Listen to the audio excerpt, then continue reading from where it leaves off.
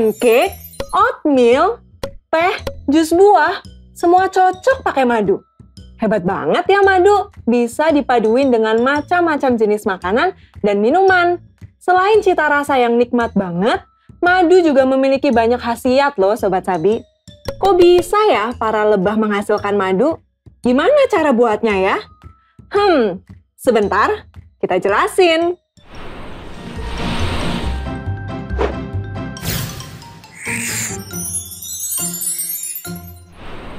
Madu adalah cairan manis yang berasal dari nektar tanaman yang diproses oleh lebah menjadi madu dan tersimpan dalam sel-sel sarang lebah.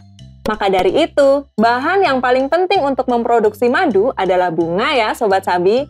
Dalam satu koloni lebah madu, memiliki satu ratu lebah, lebah pekerja, dan lebah jantan.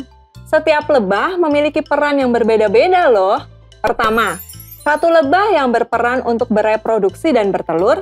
Kedua, lebah pekerja atau lebah betina yang bertugas mengumpulkan nektar. Yang ketiga, lebah jantan yang bertugas membuahi si ratu agar bisa bertelur dan menjaga sarang.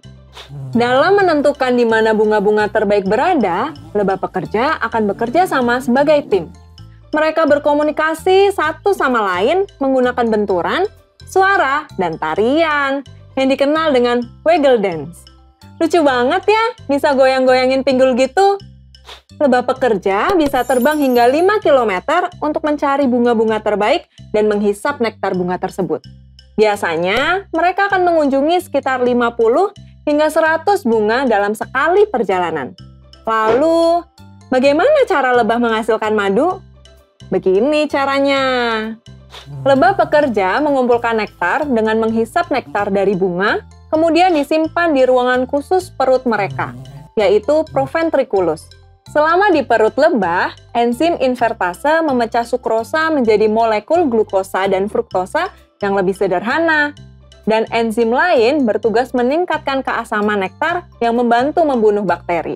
Kemudian, lebah pekerja kembali ke sarang untuk mengeluarkan nektar dari perutnya, lalu mengoper dari mulutnya ke mulut lebah lain.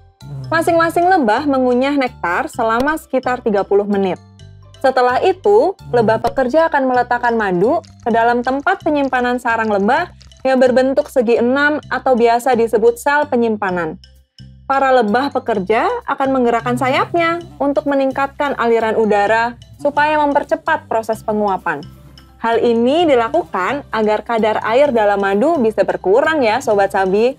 Lalu, setelah kadar air dalam madu sudah berada di level yang rendah, para pekerja akan menutup tempat penyimpanan dengan lapisan lilin yang bertujuan agar madu tetap segar dan dapat dijadikan cadangan makanan.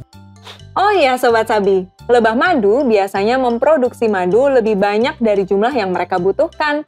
Cadangan madu inilah yang diambil untuk diolah menjadi madu yang aman kita konsumsi. Eits, tenang aja Sobat Sabi.